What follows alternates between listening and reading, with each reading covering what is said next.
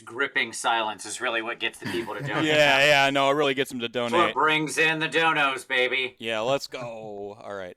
Look, I'm gonna start talking while you fix your thing. Thank you. you. Thank you. I'm gonna start talking here. Number one, we have to get Brendan to play Skaven. Okay, so like, yes, am I gonna throw in a donation for that? 100%, yes. For all of you out there watching, for all of you out there in the future, tell your friends, tell your wives, tell your kids, tell your cousins, run out into the street, tell your neighbors that one of the most important voting decisions they can ever make is happening right now, and they can truly vote with their dollars. I would love to see an overwhelming amount of donations for it to win so hard that Brendan feels compelled to buy 10,000 points of Skaven, for it to be his new forever army, because otherwise it would be a smack in the face to mental health and to all the people who donated. I want to see it become a mandate. Overwhelming. I want this to be like a Reagan 84 election.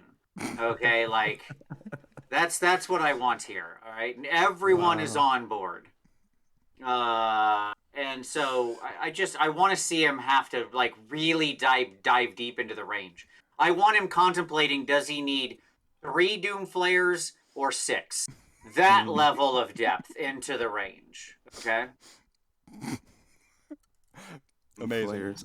I don't even know what those are. Let's see. Oh, wow. Okay. Yeah. That is a fine cast model. What it is basically a crime against humanity that's still the thing you can buy, but that's true for many of the models in the Skaven range. Look, what will be especially wonderful about this, let me explain to you all why this is even more wonderful that we make Brendan do this.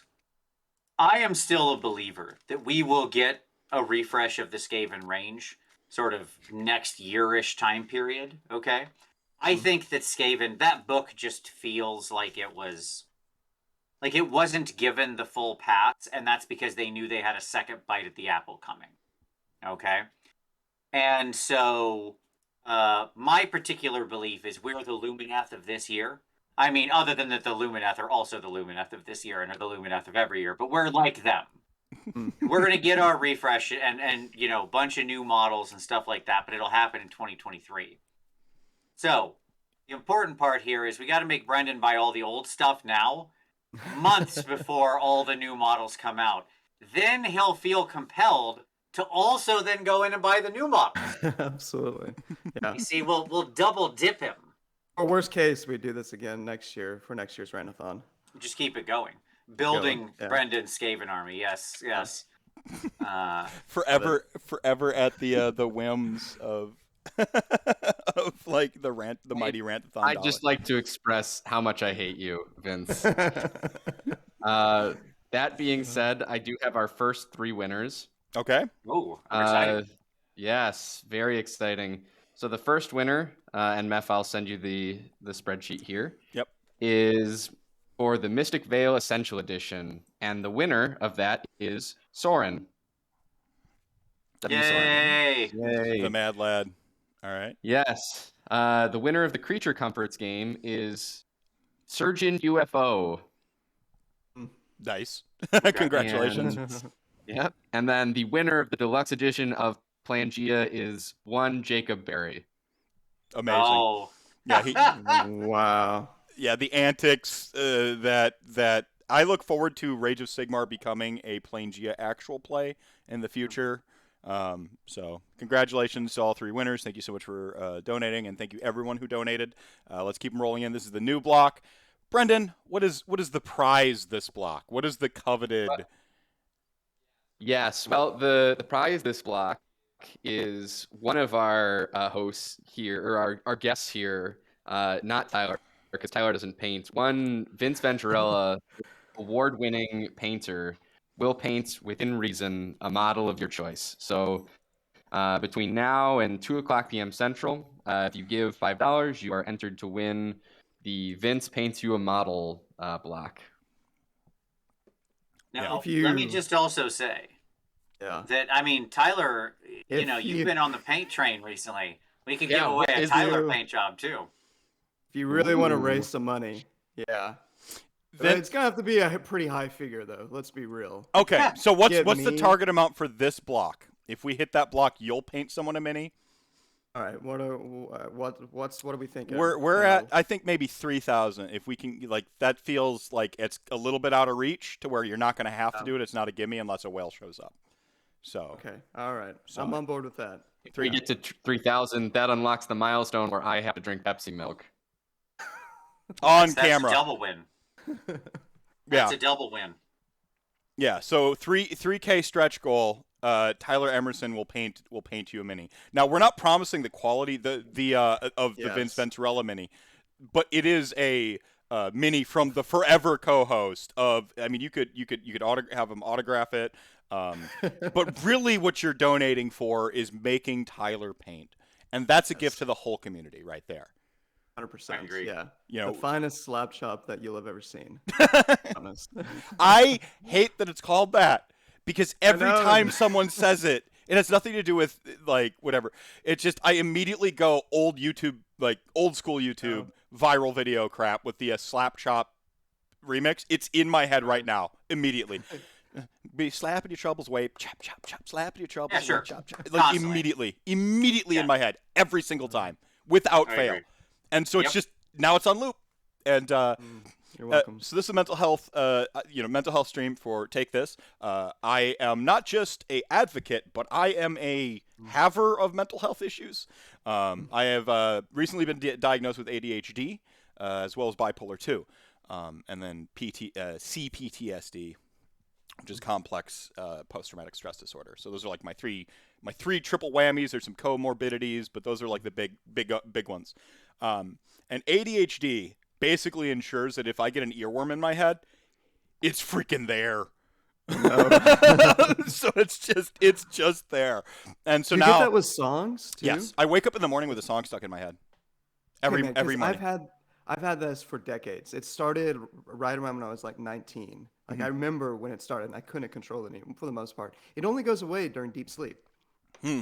Songs are going in my head right now, so I'm actually playing music in the background. Yeah. So I've looked into this, like stuck tune syndrome. It's got all these names, but I haven't been able to find anything informative on how to meaningfully mitigate it, like consistently mitigate it, other than I play songs in the background. Yeah, so it might be a symptom of ADHD. Now, keep in mind, ADHD has two types. It's like many things we're discovering that you're looking at spectrums of stuff, right? And so ADHD, you have your inattentive on, it's not even one side of the spectrum because I tested severe for both inattentive, which is I put an object down and it's freaking gone, man. When I do my hobby hangout streams, count like just an inside joke with Chat Gang is count the number of times I set my paintbrush down and lose it. And it'll be right there in the frame. And I'm just like, where did I put and I'm just looking around because that's that low operational memory of ADHD. And then the other side is that hyperactive. So, well, not other side.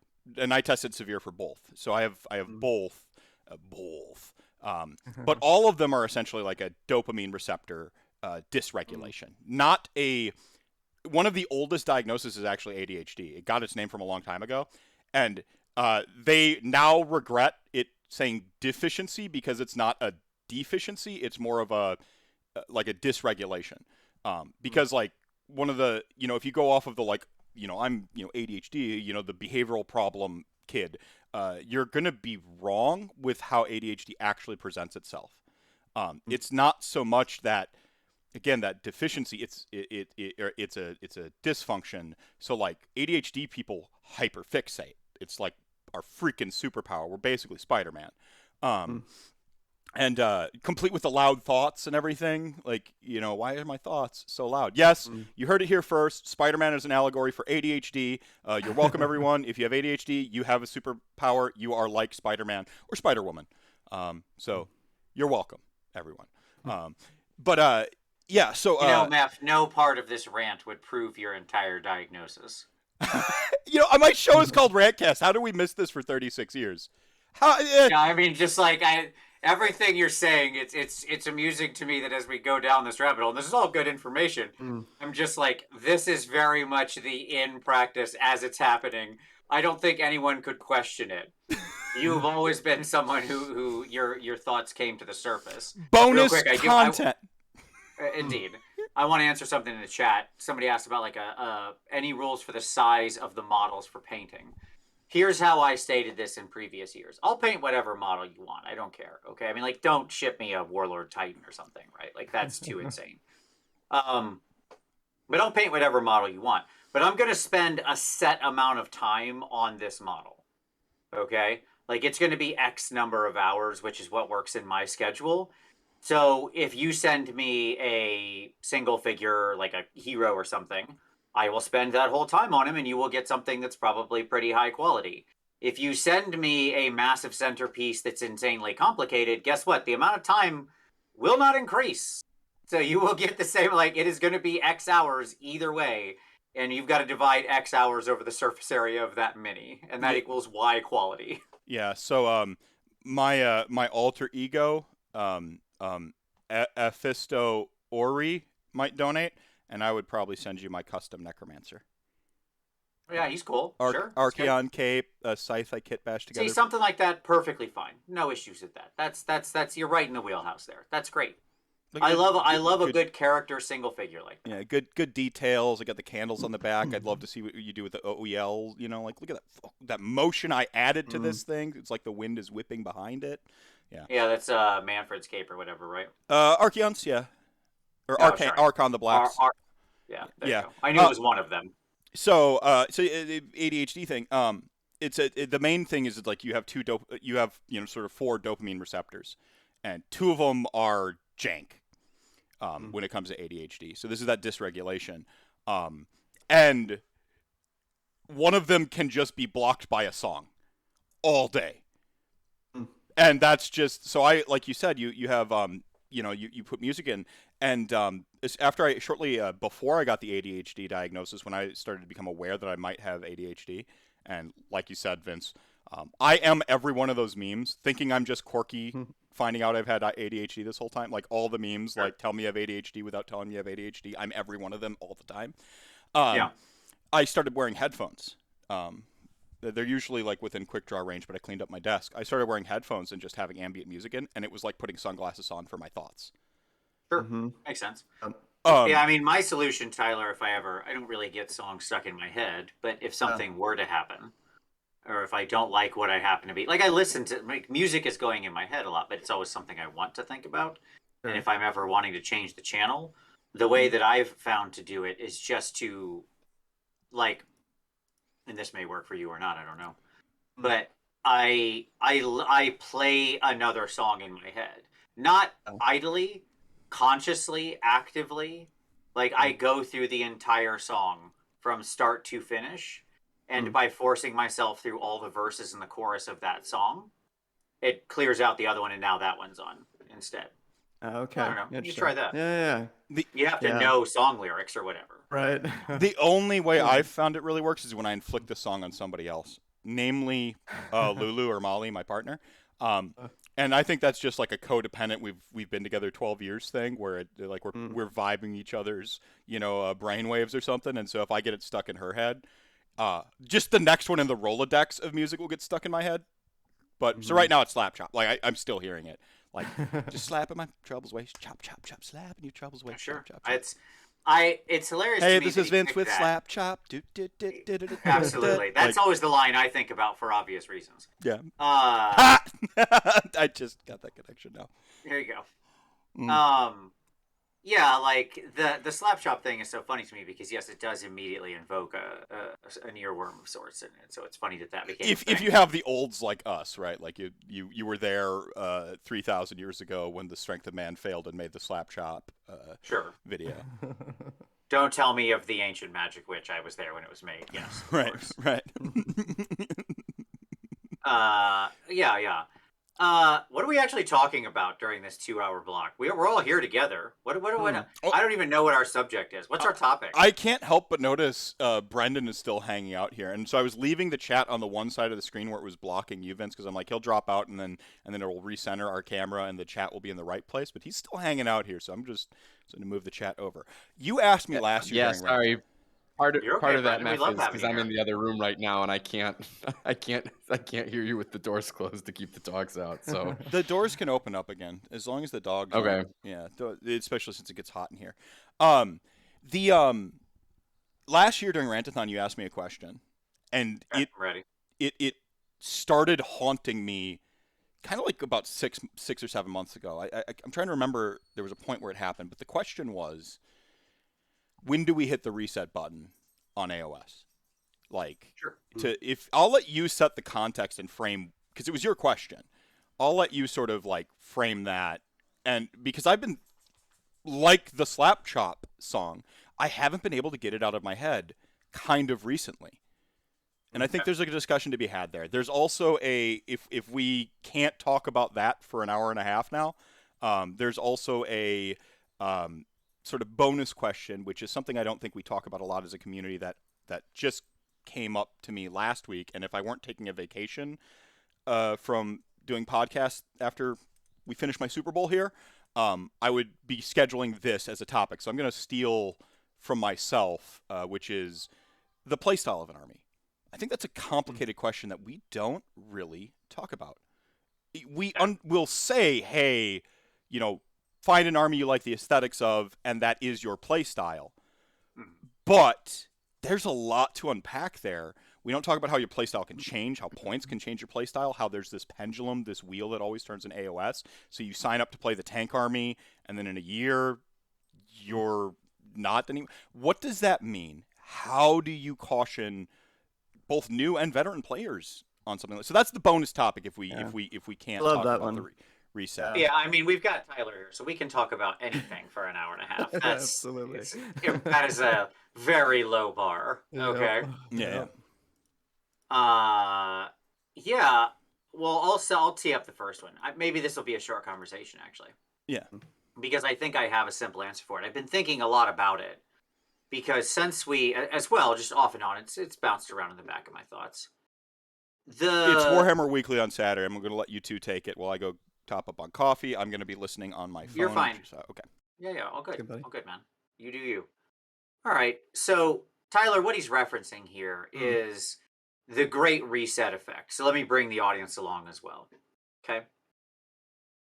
Warhammer, and in fact, many games, this isn't relegated to just Warhammer, this is many games have this, will sort of evolve to a state of complexity that they then have to be, because there is still a group of designers and people who are working on them, right? They will want it. He's okay, he'll walk away with his phone. Okay, gotcha. I didn't know where that was coming from. It's coming from Matt's phone, picking up through his own microphone because he forgot to mute himself, but it's all right. No big. It will evolve to a state of complexity where where a reset becomes necessary. Yeah. And this is also relevant to the fact that you have somebody working there. You have some group of designers who are working there who, by the time this happens, probably weren't the writers who did the last edition in many companies, right? Like, these roles turn over. People move places in the company. They get promoted. They move to other game companies, whatever, right? Your average tenure at a game company is not super long if you're not like Jervis Johnson, right? Who was there for 35 years or whatever. Ridiculous number, yeah? And so then a big reset happens. So in Warhammer, this happened where, fantasy comes out, first, second, third. It's a very different game. They were very tumultuous for second, third edition. They look more like RPG influenced elements than they look like anything we'd think of as modern Warhammer. Okay.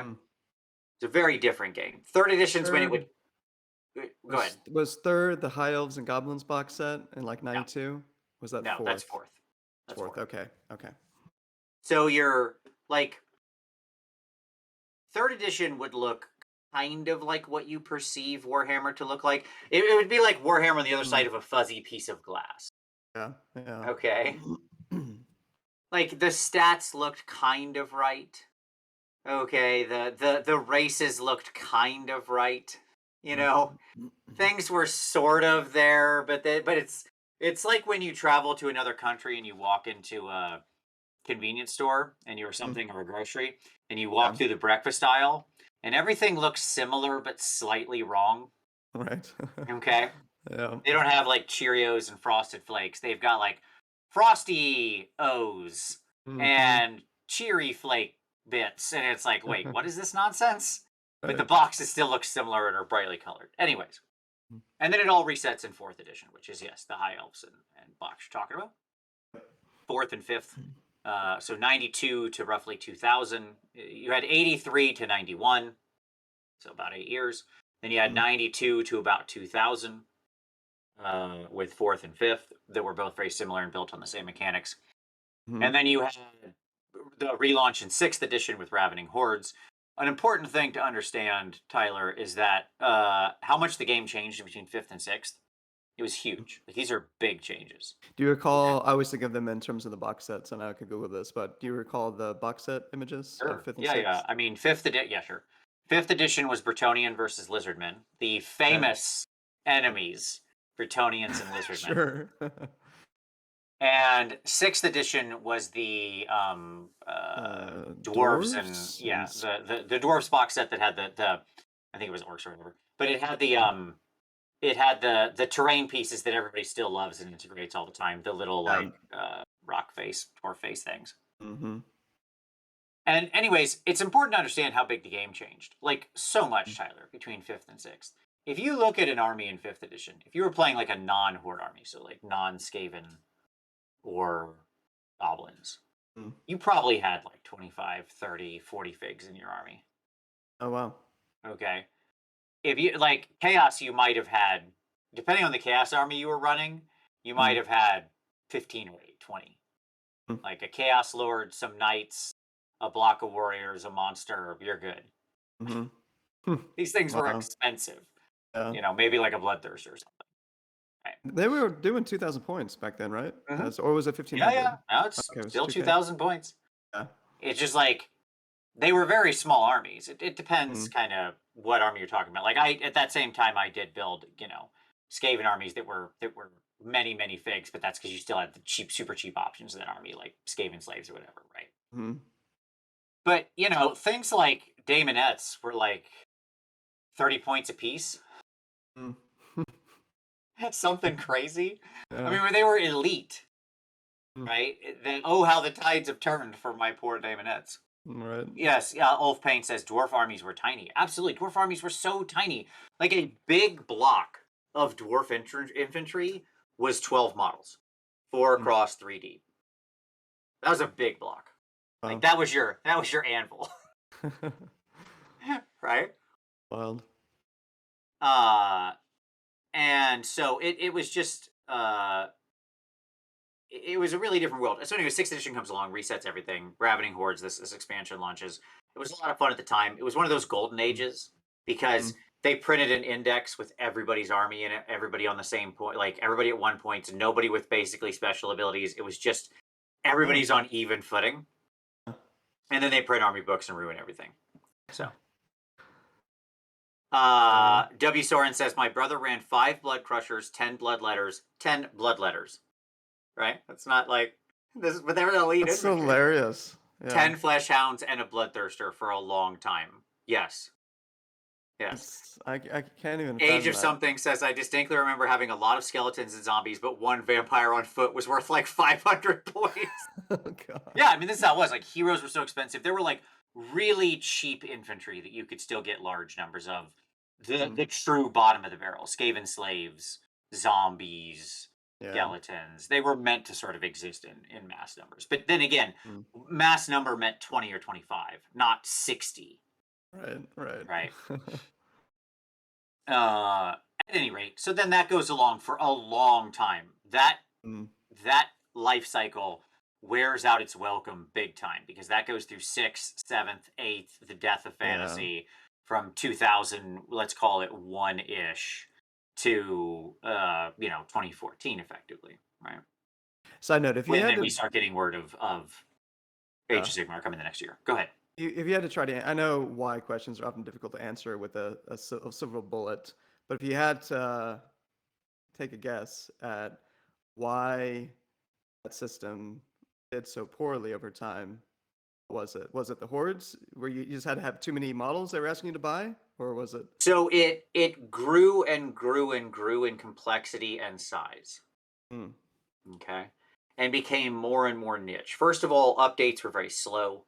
You know, you got maybe 2 or 3 books a year out of all the armies. You had whole editions of people not getting books and not getting model releases. Like, they just weren't producing content for fantasy. And the challenge became think of how much the news cycle is dominated now by releases, because that's interesting. Stuff happens, right? And this is true, by the by, even for a company that doesn't live life or death on the release cycle, like Wizards of the Coast with D&D, not with Magic. They certainly live and die by the release cycle. But like, you know, even D&D, which has been incredibly restrained since the launch of 5th edition in 2014. So few splat books, so few like new classes. Like you used to have a splat book a quarter that rewrote their system. God, they have their restraint is incredible. Yes. And most of what they've put out are things to facilitate people playing stories and modules. Yeah, not a lot of new material. Yeah. Yep. And it's been great, by the by. Because then there's, like, if you're interested in third-party stuff, there's amazing amounts of third-party stuff out in the DMs. We just played some third-party stuff. Planesgia. Yeah. There you go. And so, you know, there's, like, they effectively outsourced all of that. And it's fine. There's people doing amazing things on DM's Guild. We ran an Eberron marathon this last weekend, the culmination of 9 years, characters we've been playing for 9 years. Love Eberron, by the way. Yes, it's an amazing world. And so, but that, as a point, Keith Baker, the guy who made the world, originally, who doesn't work for Wizards. He's a freelancer like Ed Greenwood or these other guns that came in and created these worlds. He wrote his own book called Exploring Eberron, published it through DM's Guild. It's an amazing resource, right? So if you want to go deeper, you got it. Adding Eberron to the list of Necrons and Robots, by the way. I think you're the only person who pronounces it Eberron. As opposed to Eberron or whatever? Eberron. Yeah, I see most people go with the short E. Eberron. This reminds me, Cassidy on Season of War had I gotta get a Season of War reference in. Cassidy had a great one with the latest battle reports. Glutton, she was pronouncing them glutens about the whole time, and she kept getting them switched, and she was getting pissed off and cursing on the overlay. It was amazing. Yeah. Yeah. So, glutens. Get out your dozen glutens. Love it. So, yeah, my short answer is it became overtly complicated and a very high barrier of entry in purchase, in executing on the rules. There was so much minutia in playing the game. I don't just mean complexity like we see in decision trees right now in 3.0. In 3.0, yeah, there's a lot of stuff to remember in 3.0. You know, like, oh, we've got to remember our heroic action. You've got to remember to pick your battle tactic. You've got to remember your monster's rampage. That's all complexity. And, you know, it doesn't all probably need to be there. But... yeah, gluons are a particle. It's true. Yes. They're a particle and a waveform, right? Like, sure. when we're talking exactly. like ogre gluons are both. Ogre gluons, yes, exactly. They're ogre gluons are well-known Galician veterans. So anyways,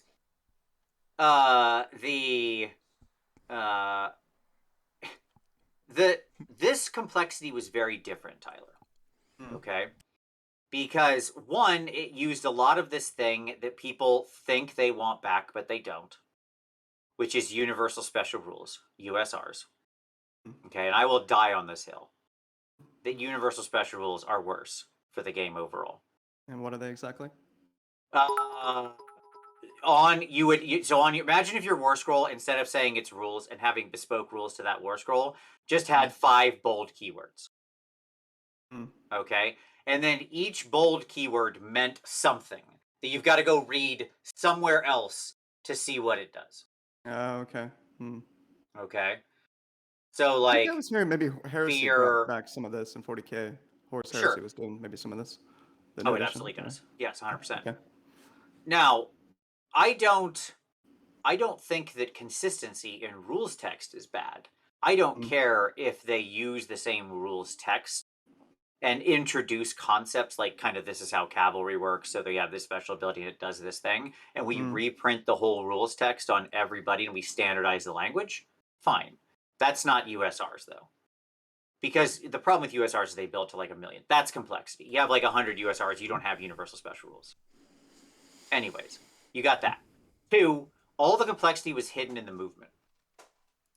It was in these tiny tilts and exactly where your line of sight was, and this unit can see like this, but this unit can see all the way around, and this is the exact angle, and you got to have your little magical laser pointer, and if this unit hits like this, then if it hits right here, then you suddenly scoot the unit sideways. Like if you just corner to corner, then you scoot the unit sideways, and actually you're supposed to now line up model to model, unless you charged with somebody else first and they blocked here, and then this unit comes in and now they can fight off the side, so only the one unit fights. But also if another unit charges, and then if that unit charges but then they declare a flee, okay, that's fine, then you can redirect. But if somebody flees again, then you can't redirect twice, and blah blah blah blah blah blah blah blah blah.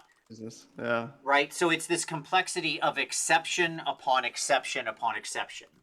We have What some of that with happens? Thailand, of course. With we've talked about some of the the 6-inch activation and Sure, 6-inch 100%. pylon. How I often feel like there's a little too much of that in the game. That I don't know if we necessarily need as much as we got. But yeah, it sounds like it's not remotely at the scale of what it was in Warhammer Fantasy. Just in terms of kind of where we are with piling it, because there's obviously a lot of nuance and trickery that can go Sure. on with piling. Yeah, which is why I hate 6-inch pylons and think they should be thrown into the ocean. Because it's a dumb rule. And it shouldn't exist. I love it, and you hate it, and I love that we will never agree on this one. Yeah, sure. I'm just not sure why. Look, I'm fine with it. It can stay in the game if every unit that has it goes up 50% in points. Fair. Yeah. There we go. Well, we could. It's just such a silly thing. Yeah. No, I like it on Yetis, Yeeties, and shit stuff. Pardon I me. appreciate a single rule that somehow magically gives me a better version of run and charge, retreat and charge, and fight first. It's amazing. And double pylons. It makes every double pylon Sure. in pure insanity. Like if my skeletons could double pylon 6 off of a Van Hells, or more Zomblors get to already. Yeah, like Yeah. They're already you in. gotta like, love zombies jumping 12 inches. Yeah, you're already pulling someone into the violence. danger zone. Like, and I'm pulling another unit into combat. Like, when I unlikely wipe out that, you're just like, are you not entertained? You can't Minimum even pants, scream for this. Yeah, are you against 6-inch pylons or activating from 6-inch out? That's a great clarification, minimum pants. I am against activating from 6 inches out. I don't care. Like the new Bug Rider people from Sylvaneth have like a 6-inch pylon, but it's the standard form of the thing. Like when you can pile in, you can just pile in 6 inches. Like, okay, cool, yeah, great, no problem. I have literally zero problem with that. The glutons, the ogre glutons we mentioned earlier, in one of their particular, what is it, Blood Gullet or whatever, have the same ability. It doesn't give them I can suddenly hop from out of combat into combat and ignore all the rules in the game for no reason. Okay. Well, see, I think that's where the interaction becomes dodgy, because it does undermine other core rules like retreat and charge and yada yada yada. Yeah. Like it's just doing too much, and in a way people don't expect. Yeah. It's also letting you jank with combat order and everything else. It opens up the gotcha can even more. 100%. Okay. So, anyways, that's why it died. So the question becomes, all right, 8 years. So the editions basically went 8 years. The edition cycles, as I'll call them, the broader narratives, right? Went 8 years, 8 years, 14 years. Okay. We just passed our 7th anniversary. Right, and now we're on this 3-year edition binge, and we'll stay on it as long as we keep buying the books. Yep. Compared to D&D, that will minorly change, but not even really make a 6th edition in 2024. 10 years, 10 years, man, 10. Well, the last time they hit the button was 4th ed, and then kind of 2014. Yeah, that was the last time they hit the reset button. It just boom. 4th ed was barely Dungeons and Dragons, but it served its purposes as an onboarding game, quite frankly. They wanted to onboard the World of Warcraft crowd, and mission accomplished, right? Is that the Pathfinder split, or was that? That's when you had your Pathfinder, your Pathfinder refugees, or 4th ed refugees that went over and played Pathfinder, because that was like 3.75, and 4th ed was so different from. I mean, it didn't have out of combat spells. Like, you couldn't charm person. I mean, yes, a GM's going to change the rules if they want to, but when you're codifying a game, in how you write the rules. You're teaching people how to interpret it, and so this game was a board game. As I already kind of say Dungeons and Dragons is more of a board game than others. It was a board game. Yeah, it was a dungeon raid board game. Like 4th edition was actually a pretty fun skirmish miniature board game. Yeah, no, the system is good. It's a good rule set for what it was. It just people had nothing to do with D&D. Right. It's like yeah. But it was a fun skirmish miniature war game. Meph, did I tell you this? Have I told you the story, or have I told the story on here before? This is a rabbit hole, but I think that's what this show is for. Have I told you the story before about the 4th edition tournament that they had at Gen Con?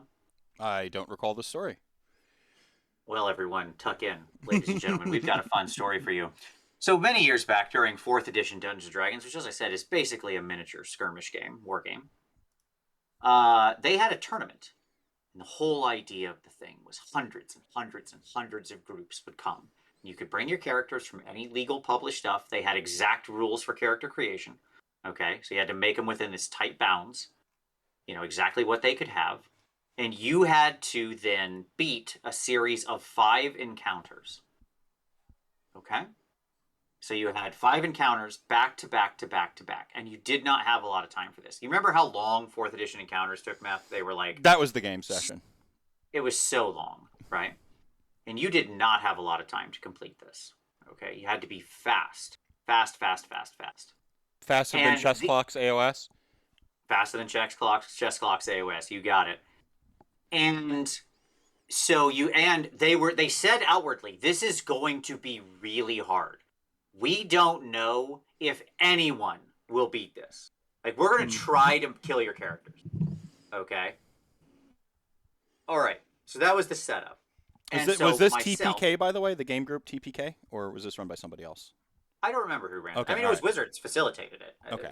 Through at Gen Con. It was in the Sagamore ballroom, like the big ballroom up on the 2nd floor, before Pathfinder took it over, and I think they might still be in there. I don't know. Yeah. This is back in like 2010 or something, probably. Anyways, Unbelievable!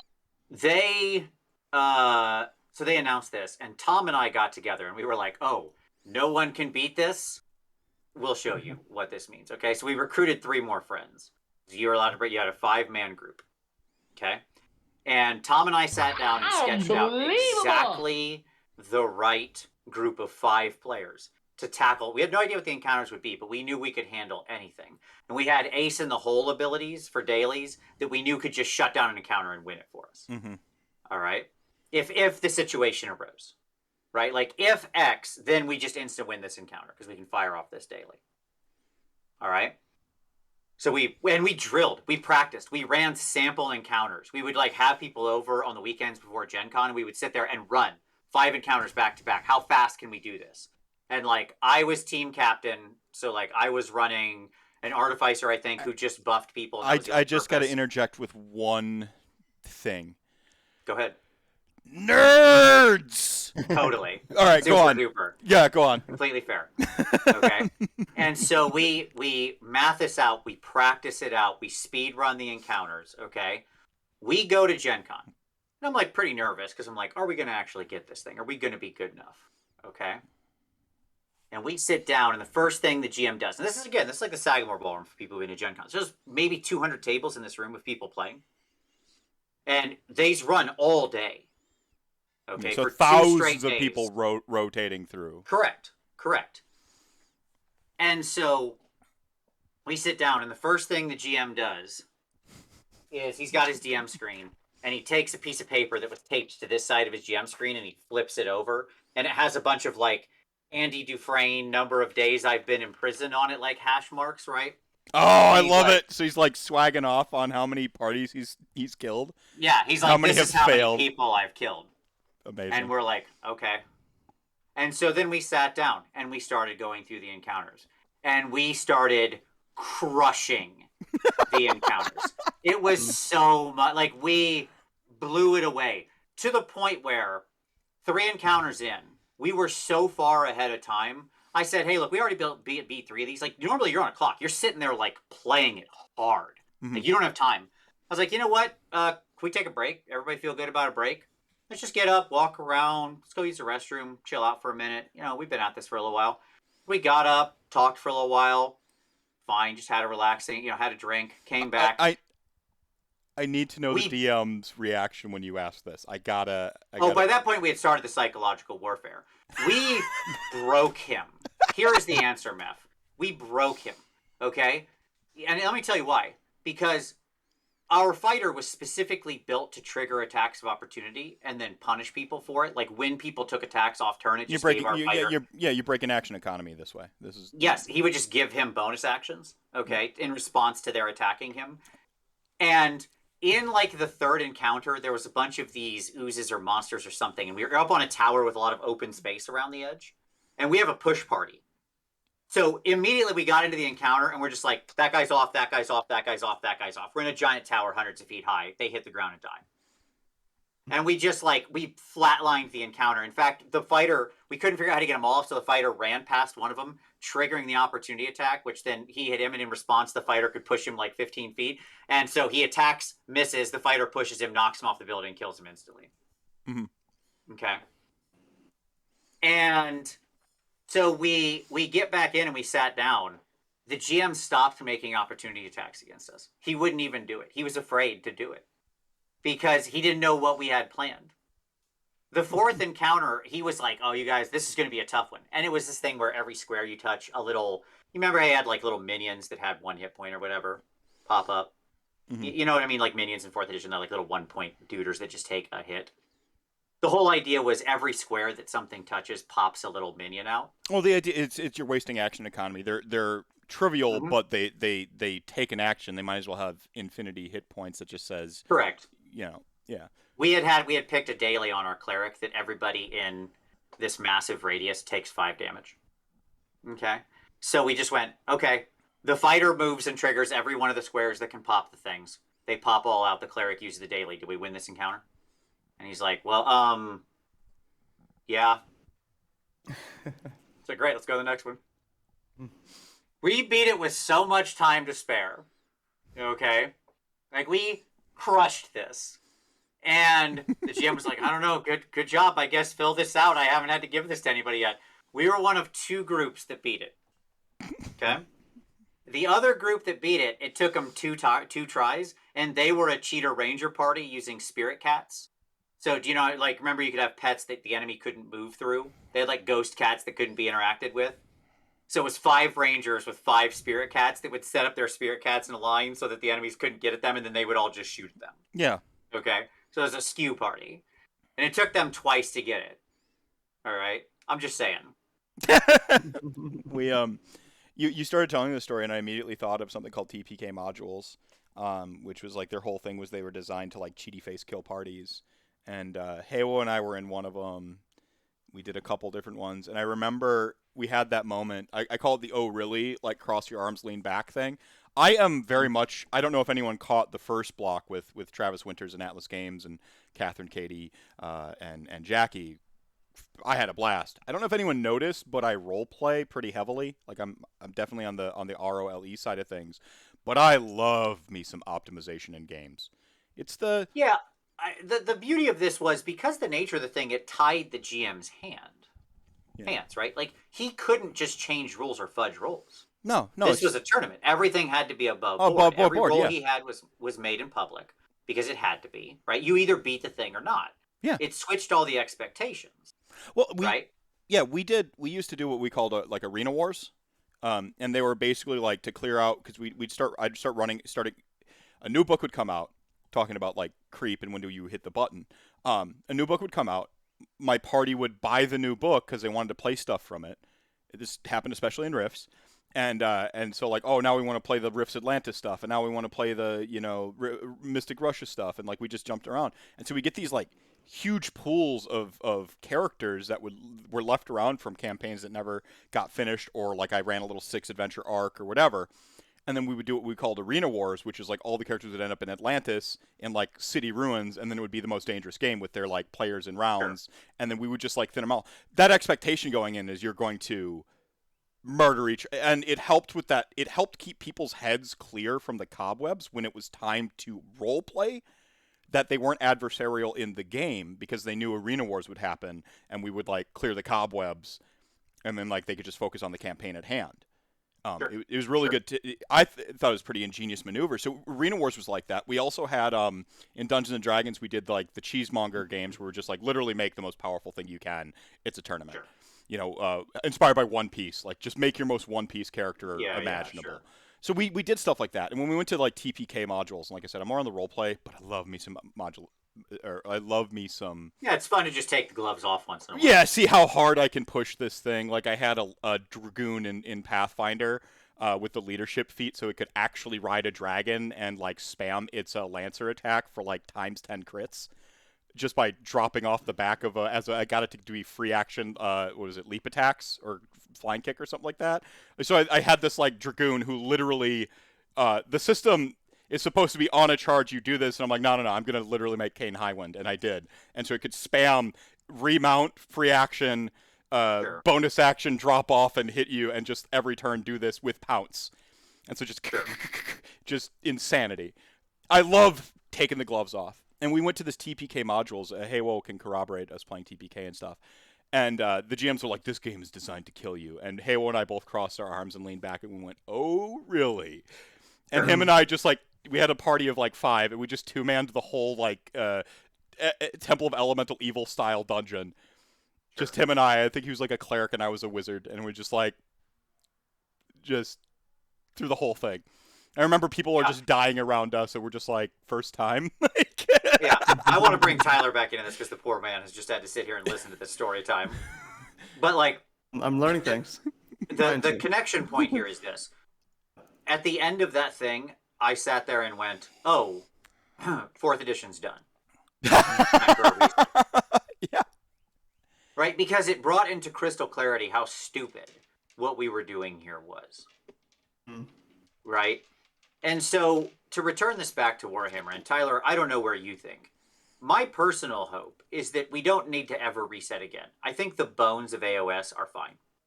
I honest answer. The combat wheel, the strip down, hit. Yep. I mean, yeah. 15 years, 20 years, whatever. I don't know. I'm not talking like far future. I don't know what the world looks like in 2040. Right. I assume I'll be in my robot body by then, and so I don't know what I'll want. Oh, screw your robot body. I'm uploading my consciousness to the nanomachines in space. Yeah, sure. Like, yeah. Yeah, whatever, right? Yeah. When I live in that golden field and they shoot me off into space, like with the Westworld replicants or whatever, right? Like whatever. Yeah. Like I don't know what that is, but here's my honest answer. I think 3rd edition 3.0 is overly complicated. I think it has too much going on. And I think that the appropriate way to do with this is to wheel it back in 4.0 and have a standard battle pack that cuts this crap with match play rules and a sort of advanced battle pack that adds in the stuff that they want to play around with. And that's the change. And then from there, you're set. You're lock, stock, ready to rock. That's your button. That's a little bit of your button. Is that you're kind of rolling it back. In a way that 5th Ed kind of rolled back 4th Ed. It streamlined it down. Like advantage, disadvantage is one of the most genius mechanical directions that Dungeons & Dragons has ever taken. Sure. And my point is we don't need to actually completely flatline it. Like 4th to 3rd doesn't look like the same game. 6th to 5th doesn't look like the same game. You're talking Warhammer Fantasy Battle now. Yeah. Yeah, it doesn't look like the same game in AOS or in Fantasy, yes. Right? But we can just use the battle pack technology. Like we actually have all the tech. We can keep all the core principles in mind. And we don't need to reset. I mean, Tyler, what would you do if you're in charge of, the next edition that's Your James Workshop for a day. Your King James Workshop. In 2024. Your King James. That's when it's coming. Yeah. Okay. Like when the new edition happens. What are you doing? It's impossible. This is a cop. You know me well enough, Vince, to know it's impossible for me to answer that question off cuff. You're much better at giving an off cuff answer. I would have to sit down and look at this in detail. And yeah. What would you want? My gut would say around? that I agree that we have a little too much complexity, unnecessary complexity right now. I think it requires some real thought into where to dial back that complexity. Like, there's a difference between feeling it and then actually proposing meaningful correct solutions. Mm-hmm. Starts with the So some of the like redeploy, unleash hell, so that layer that has been added, it does often wonder, do we need that layer? I like the idea of it, right, where we've added more interaction. I mean, I literally heard from one of the studio guys, one of the top Games Workshop brass, who told me he was tired of seeing people looking on their phone during their opponent's turn or going to the bathroom, and he was tired of that lack of interaction. So that would be one element, but I'm not necessarily sure the right idea is to just remove all of that, or as opposed to maybe think about how to update it, refresh it, or No, and that's exactly my point. I don't think we're in a place yet, 3 editions in, which is shocking, where we need a full reset. We're not in the same place we were with 8th, where 8th was just dead. The game's more healthy now than it's ever been. To me, the concept of reactions is good, right? We can just change around what reactions you happen to have in the next edition. Like right now, all the reactions are quite defensive. Mm-hmm. Well, they changed the board state pretty heavily, which is I think where they may be overcorrective steered. Sure. Literally getting a movement is about one of the biggest changes you can have to the board state as a reaction. That's so a real huge. quickly, Yeah, go ahead. You guys thumbs up or thumbs down on redeploy? Let's take that. The way specifically, you could hit it a couple ways. The concept versus the execution. The execution, of course, it has introduced a level of randomness where it can be meaningless or it can be incredibly meaningful to deny a charge. Sure. 1 versus a 6. I feel like it's one of those things that skews. It makes a have or have not type situation. The obvious overt one is Ossiarch Bone Reapers. They are pure have nots. They just don't have access to this tactic, which is change the face of the game, quite frankly. But then it's also like you're all often get in a state to play around people getting a redeploy because you have pylons from 6 inches or you have like other tricks in your thing, or your charge values are arbitrarily large, so the redeploy is meaningless. So like you have like those armies that just like, oh, good, cute, and then you have the armies that like it can shut down.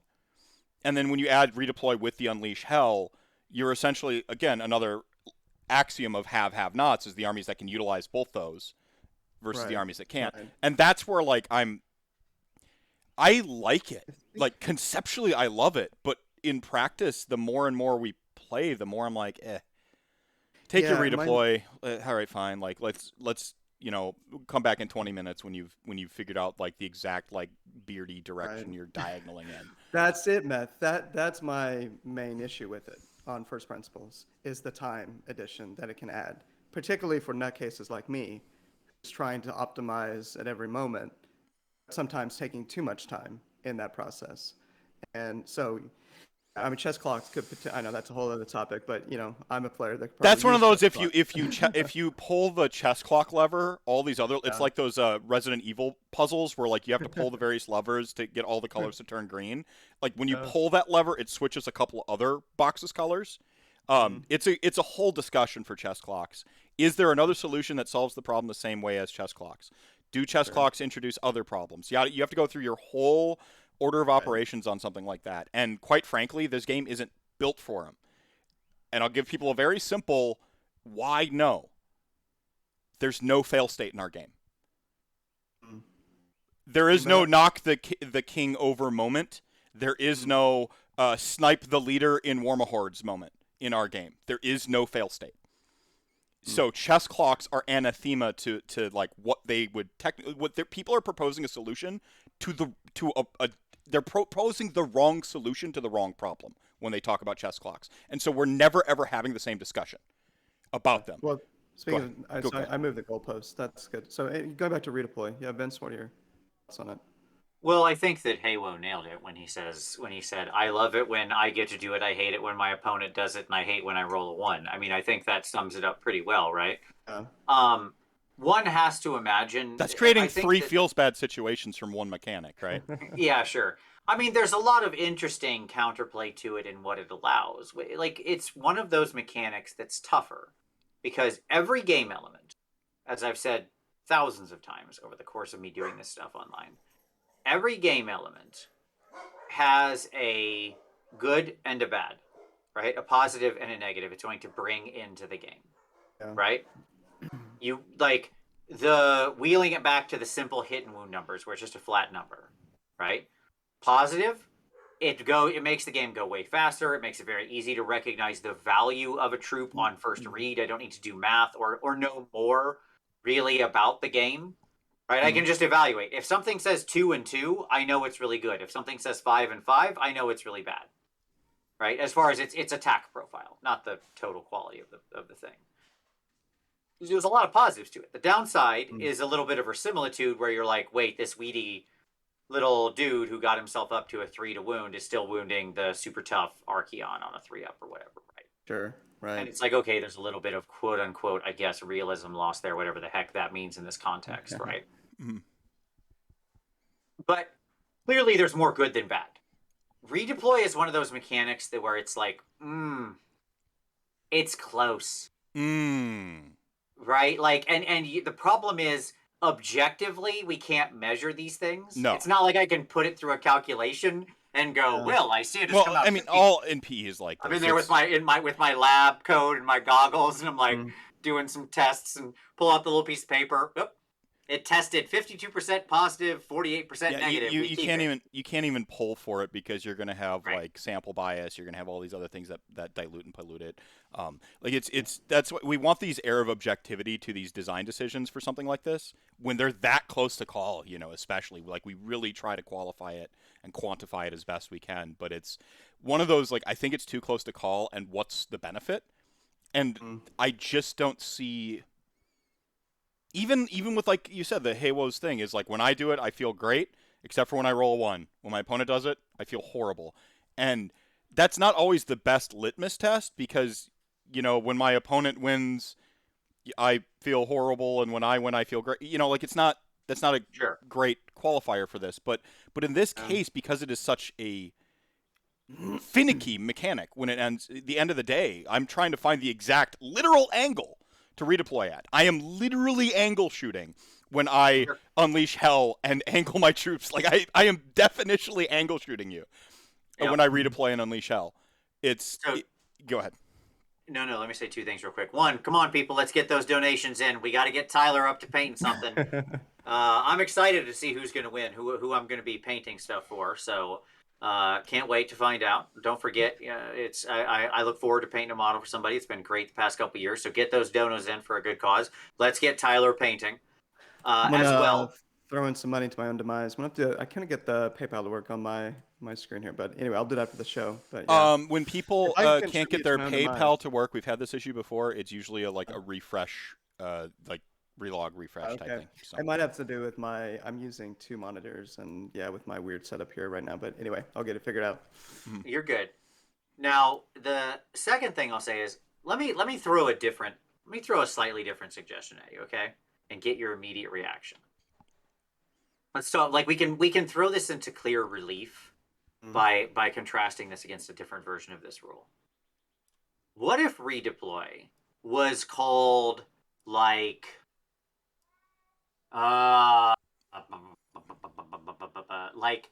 set against charge or set for charge or something like that. I don't care, whatever. Something like that. Okay. Like raise the little posts. Those little posts. Oh yeah, you plant your spear in the ground, right? You Sure. Yeah. Those things that you used to be able to put in front of your Bretonnian archers before they all died. And so anyways, what if it was called something like that? And in response, if somebody says, I'm going to charge this unit. Okay. All right. What if we did it in that? So it's in a different phase. Okay. We're going to move it from the movement phase to the charge phase. And what I'm going to do here is when I activate that set for charge, it gives your unit negative 1d6 to charge. I like that way better. Okay. That's interesting. Now, mechanically, often it will amount to the same thing if it's over only talking about the interaction of those 2 units. Yes. Right? That is to say, you're making it a d6 harder. You're making their charge a d6 harder. right? Yeah, Now, that's for true. my unit, it's worse, right? Mhm. Ganked by purple-haired Lulu. For my unit, it's worse because I then don't get the benefit of moving around, where I could potentially move toward an objective, move closer to block them off. Yeah, All we've of talked a lot the about that. That's tricks. one of the things we talked about it last week, right, Vince? Like to me, I don't like that situation where I steal an objective because my opponent didn't see it. Now, some people might Right. just say, "Well, that's just the game," but that I feel crappy. Like Sure. that just happened to my opponent. That comes back into the angle shooting, and it's too big of an impact on the board. As it sits, it's too big of an impact as a reaction on the board state. When I say board state, I Right. mean the physical, Yeah. board control. Go ahead. So that's If we're actually just talking about the defensive interaction of these two units, right? If the only point of redeploy is I want to make it harder for you to charge me, this does the exact same thing with none of the fiddliness, right? It removes all of the need for me to move models. I'm not moving a thing. You're going to keep moving the thing you already were going. You're We're about to already move. the active player. Like, you Right. should be activating here. Like, you should be moving. Yeah, go ahead. Nothing has changed, right? In that regard. But what I have changed is some of Johnny's ability to play trickily. Yeah. That's what I've changed. and save time, which to me is one of the critical first principles. I think for anything like this is the games are taking too long nowadays. Sure. And yeah, But then the question becomes, is what I did there better or worse? And the answer is, I don't know how to answer that. Mhm. Right? Because it's still some good and some bad. Some people will hook onto the verisimilitude issue of like, what is going on here that you're somehow negativing my charge. Like they won't accept Well, the yeah. explanation. Yeah, right? you're trying to dodge the spears that they've set against, so you're being more like So you they've have to literally approach more carefully. yeah, they've literally thrown out like truncheons and like debris and stuff in front of them, so you're like trudging over difficult terrain. Throw caltrops. I don't care. Yeah, what they you call throw it, whatever. caltrops down, whatever it is. Yeah, hell, Yeah. call the ability caltrops, like just Right. wah, and you just like throw them out in front. But some people won't accept that, right? So some people will get hooked on the narrative thing, which will matter more to some people. Some Johnnies will be more upset that it's less there's less tactical interplay. Right? Johnny, Some report peop- again. I'm fine with it. Sure. Go on. That's why I said some, not all. No, because you're right. Because not all Johnnies think like that or find value in that particular thing. Right? Well, I find value in it. I just find value in the overall health of the game more important. I will find my ways to be finicky and a big-brained, beautiful mind tactician. Sure. Like I will find it wherever. You can put if you put only two combos in your game, I will find them. Right. So go on.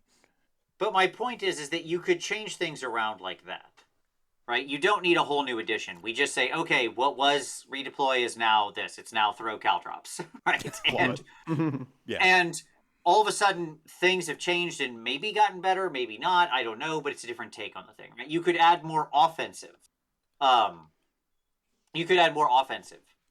Reactions. So here's another offensive reaction. When you again, let's do this. So instead of Unleash Hell, Unleash Hell is a pseudo offensive reaction, right? Because it puts offensive damage into the unit that's charging. But let me give you a different take on that one. Okay?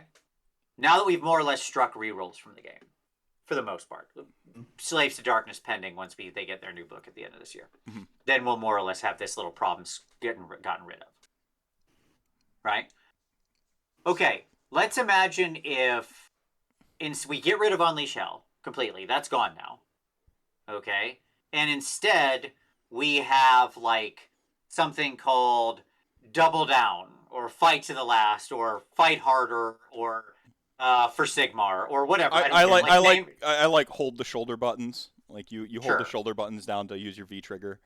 Or ready defense. I see you video game stands in the ground. Go ahead. And so what that rule does is when you're charged, like you set it in response to being successfully charged, just like Unleash Hell, when a unit finishes, blah, blah, blah, blah, blah. Same sort of catch, right? But it's a melee thing. And so what it says is, until the end of the next combat phase, whenever a unit attacks you and rolls a natural, an unmodified one, a natural one, they take a mortal wound. Okay? That doesn't So now- lopside it toward shooty. Both. Right. Yeah, go ahead. Like, exactly. Shooting people could do it too. Right? But there's all sorts of different things that are happening in response to that. One, it's more damaging. Instead of skewing towards shooting, it gives mortal wounds to armies that don't necessarily have mortal wounds in high amounts, which is good. That's where a good because mortal wounds are. I don't know if people have figured this out after 3 editions of Age of Sigmar. I feel like I keep having to remind them. Mortal wounds are good, actually. So just that's your yearly reminder. It gives armies access to it. You're ejecting a little bit more of them across the game. A game that should skew towards lethality as much as I like my tank grindfest armies. You know, I admit that, like, you know, it should be like, go 55-45 or 60-40 towards killy, and, you know, others might say 80, you know, whatever. And yes, by the way, to people who are asking, yes, this is an existing command ability. Like, I think Excelsius, I think Excelsius is the one that has this. I think that's what they said in the chat. But it's not global. Right. It's not global. And my point is, you make it global, and there's all sorts of interesting things that spin out from that. Like, Unleash Hell only works to target one unit that comes in, but lets you use a lot of what's on your scroll to power, right? Like, Gossamed Archers Unleashing is terribly frightening. Mortal Wounds on the shooter, terribly frightening. This has nothing to do with the unit that's there, which is going to bother some people, and everything to do with the unit that's fighting them. If they get triple charged, that hits every unit back as long as that unit's still sitting there fighting on the third activation. But my agency is on me to not triple charge you now. Sure. That's avenues of play. I still have player agency there, which is you're gonna push all sorts of stuff around. Yeah, this is one of those changes that's opening up decisions, which is the good kind of change, because it's saying, like, your melee units have more value. It doesn't skew you towards always taking shooting units. It puts a unit like Gunslingers back in the mix, because now they get to have their unique Snowflake ability back, and they can whack you with mortal wounds when you charge them, right? Sure.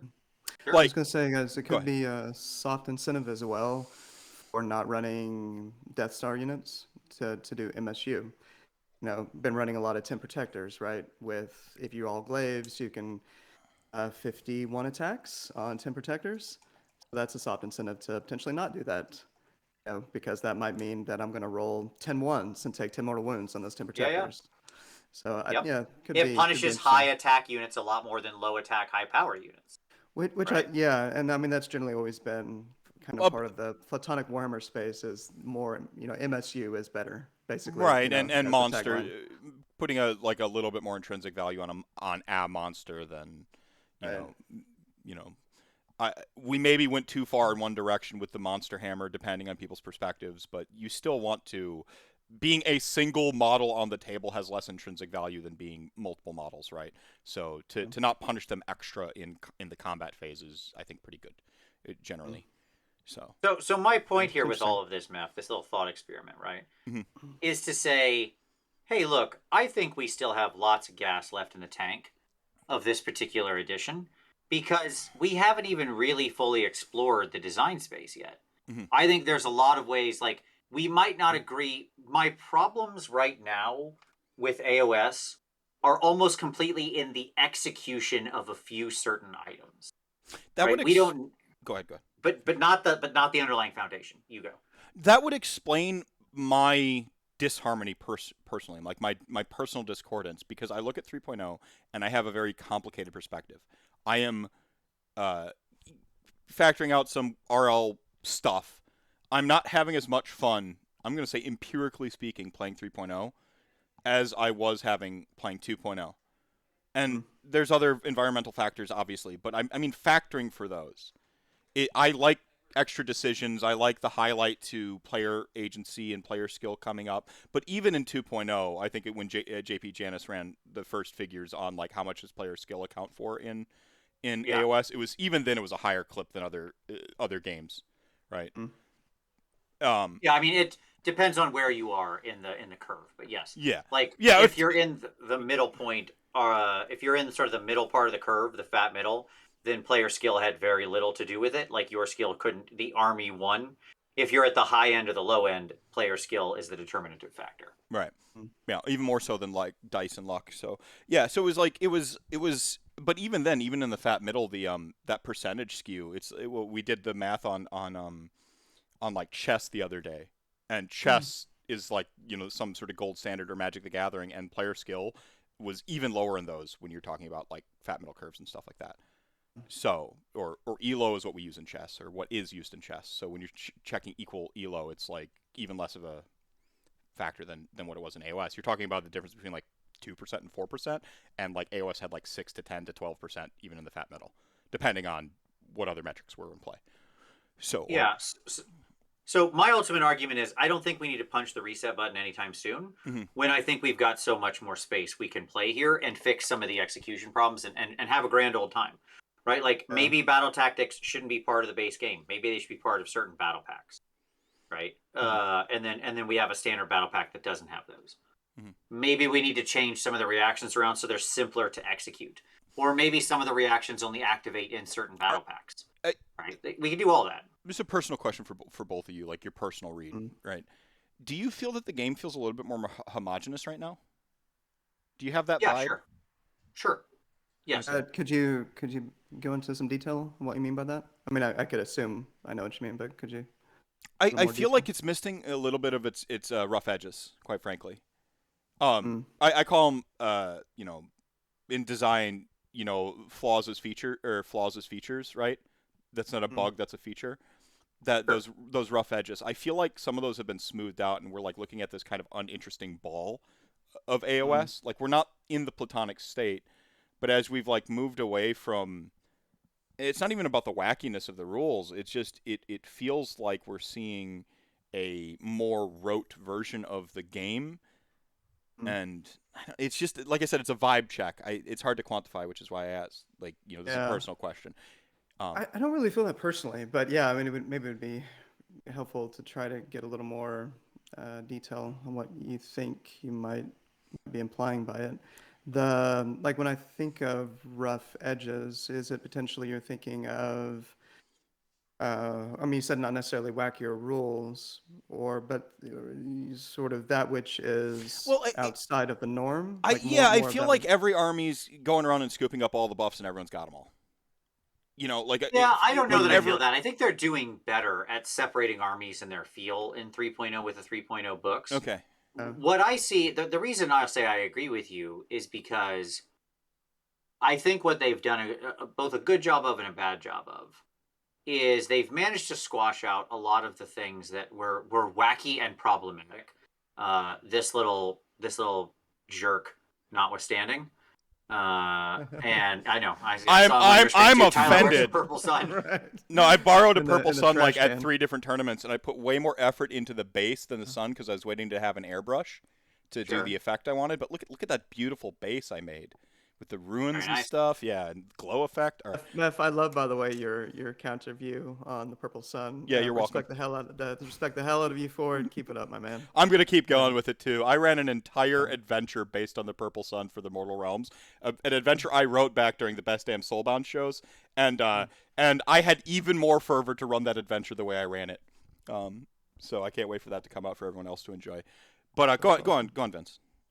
No, so my point is that like they did a good job of hammering out a lot of the things that were sort of feel bads and just nonsense. You know, like we're never going to be in a place where you're going to see a Vanguard wing again in this game. No, and even the skew stuff is that out of bounds. I've always loved your terminology for it because I think it takes some of the sting out of the boogeyman factor. Like how far something goes out of bounds in 3.0 is, you know, from 1.5 even. You know, that's sort of like midpoint. It's not even close, you know. And part of that is just out of like the sheer depth that we have to the game now. We just have more armies now, right? Like there's more tolerance and thresholds because there's always tech hiding. There's natural predators to inject that can squash out some skew, that can have people re-innovate and keep solving the meta in our game than we've ever seen before. Sorry. And so I'm good with all that. We don't ever want Vanguard Wing or that kind of nonsense back again. Or 1.5 Sylvaneth. What battle plan did I get? Yeah, sure. Where you like just lose its setup. Yeah, I mean like, you know, we've smoothed a lot of that kind of just really bad janky stuff out. Yeah. And that's for the better. That's for the better. That's on the good side. Now the problem is in well, don't worry, Fat Kid Sports. It's funny because Tyler, just real quick, he said, "Can Tyler teach me how to play AOS if I donate?" Tune in next week because Tyler and I are planning a show to kind of talk about this. Somebody left a comment on last week's video like, "This was all really helpful. Can we get a video on how to do like Dude. basics, like what is tactics and all this?" And I was like, I "Wow." just saw that like 15 minutes before we were doing this. Yeah. Yeah, I was like, "What? What are you're gonna feel like the world is for you, buddy?" Yeah. Anyways, the the problem is we've thrown a little bit of the baby out with the bathwater. Yes. In that we also got rid of some of the interesting, flavorful, but wacky abilities that weren't necessarily problematic or even complexity in any way, like not problematic for casuals. They just got weird and were probably hard to write around or caused funky interactions. And so they were like, Nah. Yeah. jettison them. And I think that's unfortunate. I think I would love to see us push back into those where there's a middle ground, I think, where we can like, no, I don't want your bigger mustache rule, okay? You know, I don't. Obviously. No, like, you know, never touch my hand to dust. I will personally fly out. No, absolutely. Right. Yeah. He's the god of death. He gets to do that for 900 points. Leave me alone. I'll even concede that's that exactly the kind of thing I want to see in the game. It's great. Purple Sun just needs to be literally double and a half again points. That's really, I think it needs to get out of the crime of Purple Sun isn't that it does as advertised on the tin what a Purple Sun from the Death Dimension should do. Get out of here. It's even melting your armor. That's why the rend is... I flip tables, and then Vince and I, like, fist fight. Donate more money to see that. No, I'm fine with it. If you want to make the thing 170 points, I'll leave in the game as is on the scroll. I literally said it should be 200 points. Just make it like... no, I said 150 points is my floor. Because what the crime of Purple Sun is a crime of homogeneity. I can look at it and go, oh, for 70 points, I can put this in any list. That's the crime. Look, on this, we're completely aligned, Meph.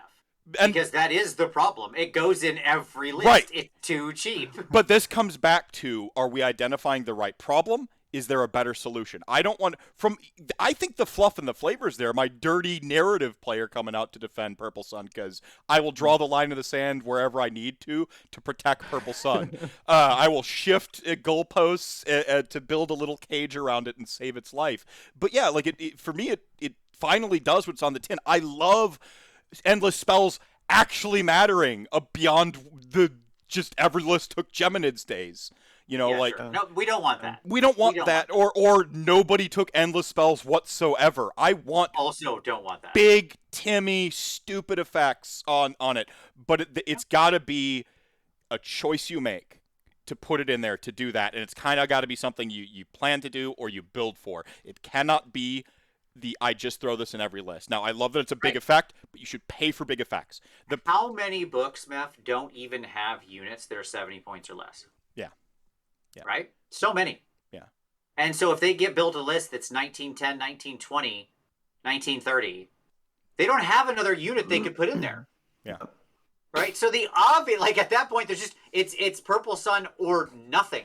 By the way, the reason I said it at 140, 150 point range is that makes it a real decision for Ossiarch Bone Reapers, the ultimate litmus test for the health of the game, by the way.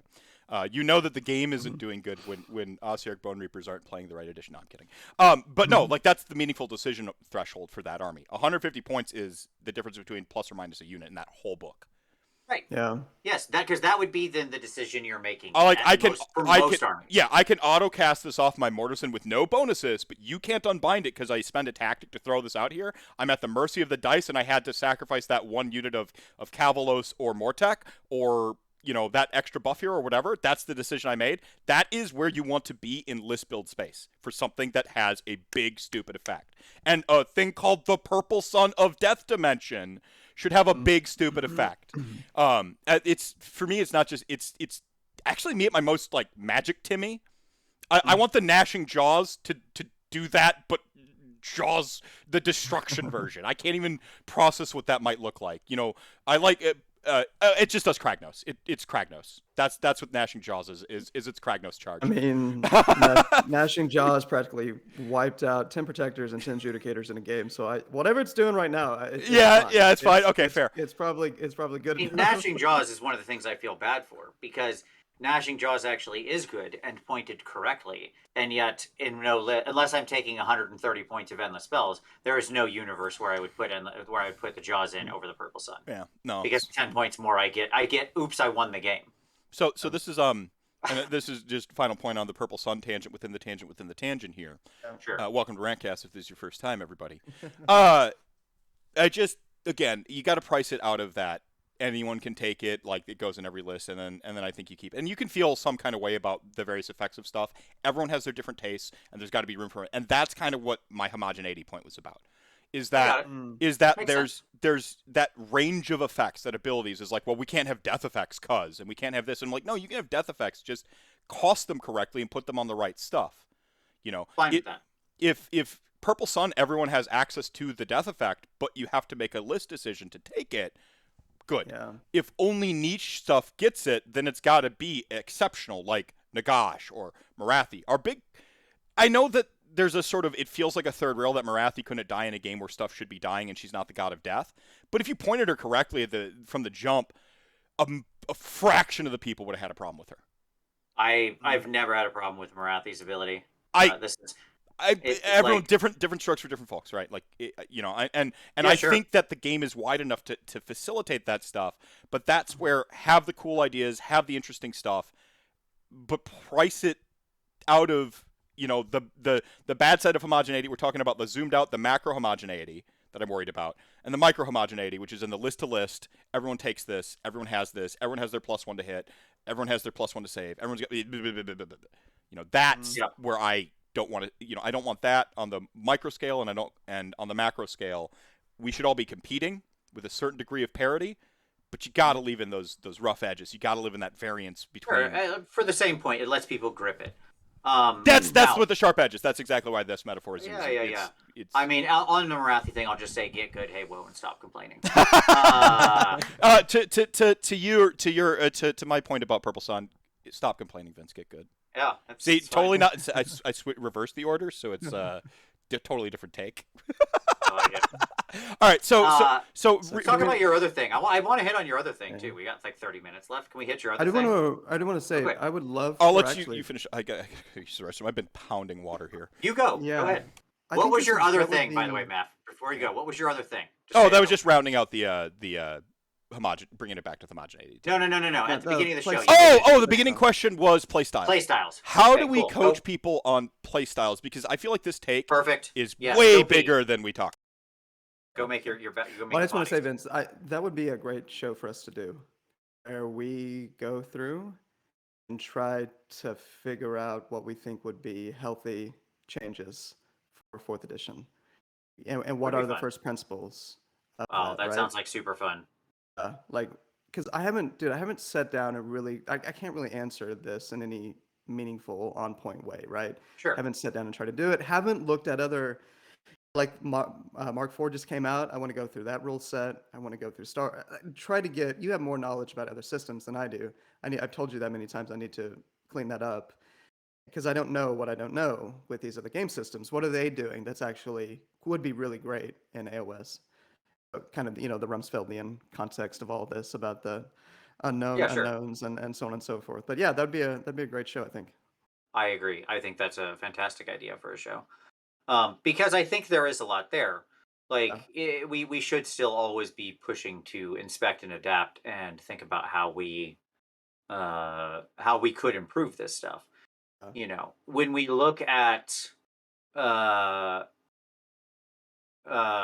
something like all-out defense and all-out attack, I'm not sure I really feel the need to get in there and mess with that. I think those actually feel pretty dead on. They're good. They're what they should be. We got rid of a lot of capping it to +1 to hit and -1 to hit. It just feels right. Like we nailed it, right? And it would be interesting to look and say, what did we hit and get correct? Right? And that one to me feels very much correct. Right? And what did we what should we move around? Yeah, definitely. Yeah. Cool. Yeah, love that idea. All right. Tyler, let's get talking on this other subject in our last 30 minutes here. Yeah. Meph figured it out. He's got you limited. He's got you in a box where you can only talk for so long. Yeah. We can't make this a 4-hour show. This could be another one that we should certainly do a show about. This is us being on both of us being on the Rantathon here is just wrapping up show ideas. Absolutely. But I think that if I look at Playstyle, one of the things that caught me is that how are we even defining what the heck a playstyle is? Because I think people will view Sure. that term differently. The example Meph gave was one of the examples Meph gave, I should say, was like, yeah, all right, Ulf Paints, way to donate to push that poll towards Skaven. One of the examples he gave was like, oh, I run all tanks or monsters or this thing, right? And then that changes and it's no longer good or no longer a viable army or whatever. Right. But is that really a play style? Is liking all monsters, is that a play style? Or is aggro, sort of I'm gonna go alpha them? Is that a play style? Because I could do that with 50 different units. Right? Not just big monsters. So what even is a play style? Is it the units you're taking? Is it the strategy you're employing? Yeah. You get what I'm saying?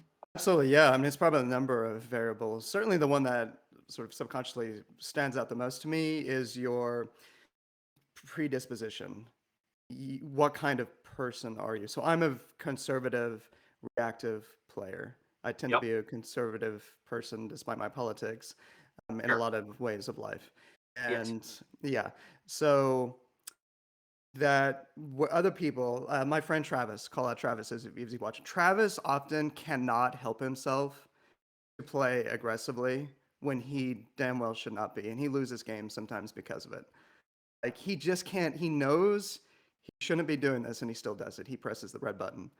So yeah, they're just players like they just can't help themselves, even though they know that's not what they're supposed to. So right, that's kind of like this predisposition that you have. So I think that's a huge element. And we could break that down a little bit: reactive / conservative, aggressive, probably some other categories we could get into. But yeah, no, I think you're right. There's different elements of this. Yeah. Yeah, I think that in my mind, when I think of playstyle, I think of I'm going to alpha strike, I'm going to bunker, I'm going to castle. Effectively exactly what Haywo put in his Every Army in 31 Minutes video, right? Where he had the 3 little images. That was, kind of how the army plays. That's right? To me, that actually tells me what a playstyle is. The other thing is the types of stuff you like to play with, the way you like to play. Yes, know thyself. That means to me that's the starting point. You need to understand yourself. That's the first step. Yeah, go ahead. And so I have a lot of sympathy for I want to play with this thing and now this thing is bad. Okay? Because the problem with that world is we've all been there. We've all been in a place where the units we like, the types of units we want to put in the army, whatever, suddenly suck or are untakeable in the way we would want them to take. Right? And right, that's crappy. Yeah? I'm not missing anything here, yeah? And so to me, that just feels like, okay, if that happens, then that's on GW. Yeah. They've done something wrong in the book because they've screwed up their internal balance or missed an obvious trick on play. Or when they when they don't advertise what's on the tin, right? Like it. Right. Yeah. Like for clarity's sake, what units you play isn't play style though. Like that pendulum flips on some of these armies. Like Zomblors are good in Soulblight Gravelords, and if the pendulum flips, they get pointed out of being great. the dynamic of the 6-inch pylon, yes, huge. But I can still, if my skeletons are suddenly like favored, I'm still roughly playing, some sort of like grinder, grinder like Fibonacci sequence deployment horde army, right? Like I'm still playing roughly the same army. That's playstyle and unit. They can be related, but they're not always. But sorry, continue. I just wanted to clarify. No, I agree completely. Whereas to me, the play style thing that you have to accept is going to shift. Mm-hmm. Right? If you love shooting or castles or alpha or T-posing on objectives, right, where you're just out there with an alpha bunker, just like, what? Come at me, bro. I can take it. Yeah, and the meta's going to shift that as much as any book change or anything else. Solving for the meta, the new GHB, that stuff's going to change with new battle plans. That stuff's always in flux. Sorry. Continue. Yes. I think that's what makes this question so complicated. That's why it's, go on. Sorry, continue. You're exactly right. That is going to jump all over the place, and there's nothing you can do about it, right? Yeah. So I don't want to be super trite with this, but it is sort of give me the strength to accept the wisdom to accept the things I can't change and the strength to change the things I can, right? Or whatever the heck, right? Mm-hmm. And however that stupid saying, that little thing goes. Mm-hmm. Because when some part of your army gets shut off, that's a fault of GW. That should be complained about, and hopefully you could expect that would be corrected rather quickly. Because generally, they've been doing a good job of opening up avenues to play. You look at Soulblight, Gravelords, right? Where they've got Avangori. Is it super competitive? No. But is it fun if you want to run big monsters? Yeah. Yeah. As advertised. Yeah. Yeah. Got it. Yeah. Got them. Yeah. Also, an Avangori paired with a Vlazda, like, they do some work. It is a good feeling when that happens. Sure. Yeah. Go on. And so, to me, 22 minutes. Come on, get in here. Get us to $2,000, everybody. $180 or so to go. Come on, unlock the fitness ganks. I'm not going to ask for the 3,000, but we knew that was unbelievable. We knew that was out there anyway. We were sparing Tyler, but come on, get in here. At least get us to 2,000, everybody. Tell your friends. Tell everybody. Win a Vince Mini. We can do that. We can do that. Come on. All right. Sorry. No, you're fine. All right. Oh, I have to go back. Okay. I'm actually trying to donate as I'm doing this. That's why I keep looking off screen. That's funny. Can I pick the I win a mini? If I pick myself. Yeah. Then excellent. Then I don't have to. Yeah, you save yourself time. Yeah, you're basically just bartering your time right now. Or alternate, you make Tyler paint you a mini. That's where I knew you were going to say that. There it is. Yeah. Yes. We were good yes. Yeah. Okay. I love you, Tyler. Tyler. If I win, I'm going to make Tyler paint for me. Yeah. That's what I'm doing. Yeah, there we go. Done. We got this one. Yeah. Okay, select this reward. All right. I'm actually supposed to be having a paint session tomorrow. And I'm running out of excuses. We're less than 24 hours. So I think this actually might happen tomorrow. That's funny. Fantastic. Yeah. But I mean, Tyler, what's your take on sort of the floating of play styles? Because, like I said, I think that's just going to happen. So what's the question again? What's the as question? Play styles, defense, alpha blocking, alpha bunkering, alphaing in general, right? Should you always expect that to be viable if it's the thing you like to do? I mean, generally, yes. That's the question. I don't know if that's necessarily the. Meph, what was your original question? I mean, it's really a thought experiment of how we help players discern these things. Because I mean, like you said, you touched on know thyself a little bit, so it's going to require some honesty, some self-honesty.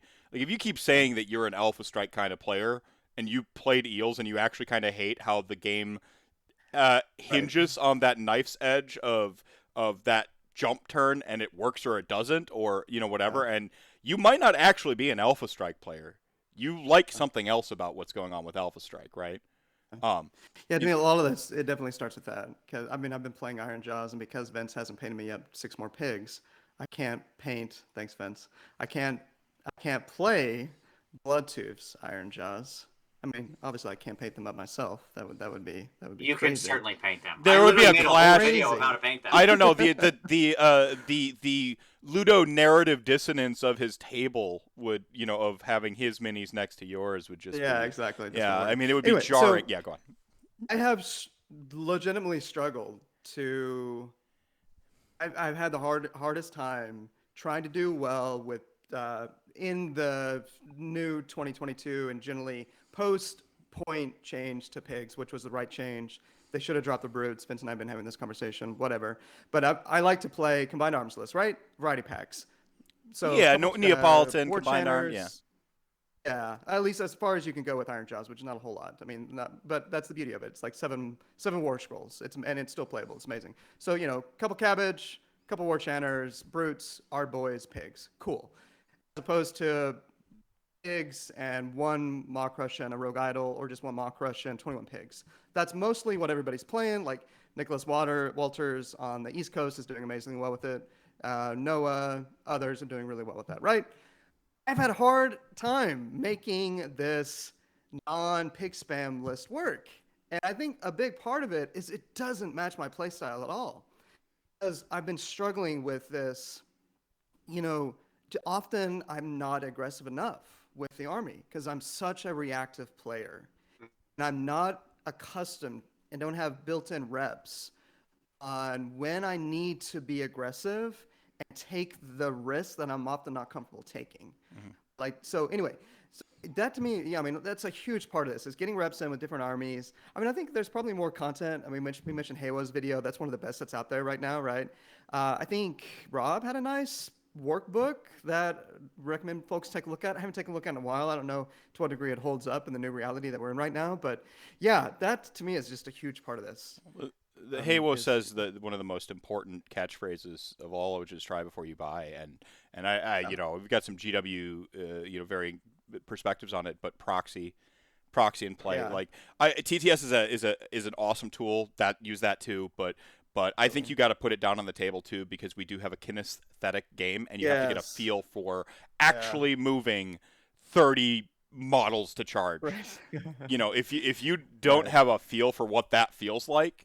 Because you just click and drag it on TTS, it's what you think you like online is going to change a little bit. So I think that it is very important to kind of like you start zoomed out and then you slowly zoom in, and that's going to help you focus in. And that's kind of my answer, but it starts with knowing yourself, like you pointed out, and then from there, accept that things are going to change. Vince pointed out, and here's the one that maybe people don't want to hear: you might change. You come in from You come in from Magic the Gathering and think you're a control combo player. You've always played Grixis control or Reanimator Blue or Bug Delver or whatever. You think you're a no pro. You think you're a combo control player, and then you start playing this game. You're like, oh, I'm going to play this combo control game. I'm going to try to play like I don't know. I think old Legions of Nagash had a little bit of a combo control vibe to it. Yeah. You're like, if you're like, I'm gonna play this, and then you're like, but now you're moving minis, you're setting up a win con, you're doing all these things, and you're like, honestly, I just want to push pigs into dudes. As you start playing. Like most players are not like Melnick. Like Brendan Melnick loves that stuff, right? You probably like it as well, but I feel like most players are probably not oriented that way. They're not interested in creating weird lines with hundreds of skeletons. Hilarious. And, all that. Yeah. Yeah, that's the old combo control I was exactly talking about. Getting the quad buff because you're toe touching this terrain over here and that terrain over here, and like the middle of the unit explodes because you used to be able to do that with continuity, and then they're in two places and have all the buffs still for another whole turn. Yeah. Absolutely. Oh, so you mentioned Magic the Gathering. Vince has been torturing a lot of people, including myself, over the years. Wait, Haywo totally stole the show I wanted to do last night on his Twitch stream where he was just going through. Yeah, he was defining every army by what magic color and playstyle it is. I was like, we've literally been talking about this show for months, as I'm sure it's in his head too. And we even wanted to have Haywo on for it. No, that's it. Hell, now we just gotta do it again. Hell, I remember like when you first had Haywo on, it was like one of the topics you were pitching even back then. Yeah, go on. Anyway, yeah, we need to do that show, and apparently I've got a video to watch now or a Yep. Twitch stream to watch now. Yeah, because that would help a lot of people, I think. Yeah, and it's an interesting way to go through playstyles, right? You know, in terms of through the lens of Magic the Gathering. I mean, maybe that doesn't cover everything, but I would imagine you could get a lot of mileage out of that. Well, and got to yeah. keep in mind that these aren't one-to-one conversions. Just because you play a Sure. certain way in a linear game like MTG, you know, with a harder RPS, you might not, you know, like it depends. Like I'm a big fan of puzzles and problem solving, which is why I like an army Yeah. that's a little bit more Neapolitan that has a few extra tools. Um, But on the flip side, which kind of goes anathema to my love of problem solving, which can make it difficult to like hone in on an army for me, is I also like to have my win stroke and my strategy and tell you this is the combo player, you're going to deal with me. You know, like Right. I'm going to try to do this to win, and you're going to either stop me or you're not. You know, Yeah. and so those two things can sometimes be incongruent, and you know, it's kind of why I loved Ossiarch Bone Reapers at peak Bone Reapers, where you're forcing engagement and it's a churn of the table, and I'm like, this is how I'm winning the game, and these are my answers, and the answer is always more skeletons, by the way. And you're gonna deal with me, and I always love that. You know, and so I still gravitate. Why do I love Beasts of Chaos? Is like they are a quiver of silver arrows. You know, like and now they have an arrow that just says what ludicrous arrow or whatever from Men in Tights, a Patriot arrow. What was it? Yeah, sure. Yeah, just like here's the Renfield. See, Tyler, I think where I would take the answer with this as far as playstyle Yeah. goes, and like, I think each army as they come out often has its playstyles or that kind of thing defined as to what is an available path. I think they do try to keep a lot open to some armies, although some just are never going to be that way. Yeah. Right, Yeah. just because of the nature of the thing, and that's probably for the better. Yeah. What playstyles you open up can define the character of an army in a good way. So by closing them down as well as expressing them, I think it's a positive. Not a Death negative. shouldn't have shooting. Right, like that's the thing. If every army could be built in exactly the same way, That's if they that could bad equally homogeneity. access all Yeah. playstyles, that's definitely bad homogeneity, right? Absolutely. And at the same time, I'll say I think that they are doing a good job of keeping multiples of them valid, but what's competitive Yeah. at a high level will shift, and you should expect it to shift. So, Yeah. what is your expectation, right? Is your expectation that you're going to always be on perfectly even footing with your army playing the playstyle you want, assuming it's one of the valid ones for that army? Yeah. I think that's unfair. That's going to change. You're setting Because yourself the- up to feel bad, right? Yeah, go on. Right. Like I agree completely, Meph. The answer there is you have to accept that at certain points in time in the meta, these types of units or these types of activities will be more or less competitive based on the battle plans, the rules in play, etc. Right. What natural Right. predators are showing up? What boogeymen are showing up? Like, yeah. Yeah. So- Like, is alpha bunkering a good strat? That's going to depend a lot on the scenarios. If we had a season where the majority of the scenarios were like the one where one no. explodes, or Yeah. where they don't go active until later in the game, or like Gift from the Heavens where they don't even exist in round one.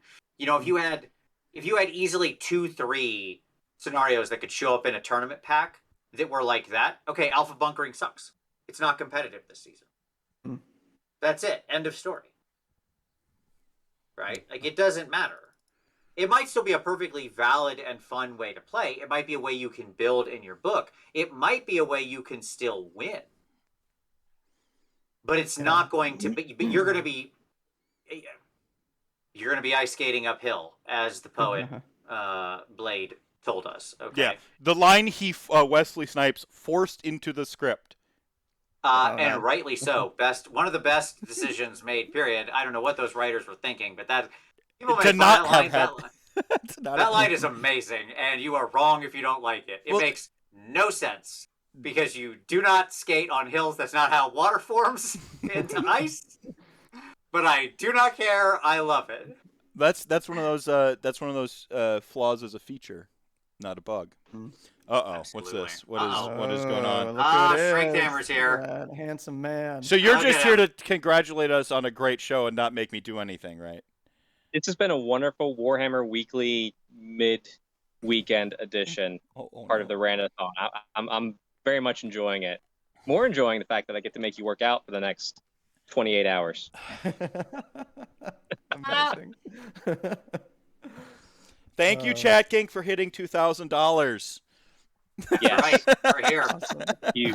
All right, Huge. what is my suffering? What is my task in these? First last of all, whoa, I agree with Halo, who says at 2.2K he unbuttons the next button of his shirt. I agree with that.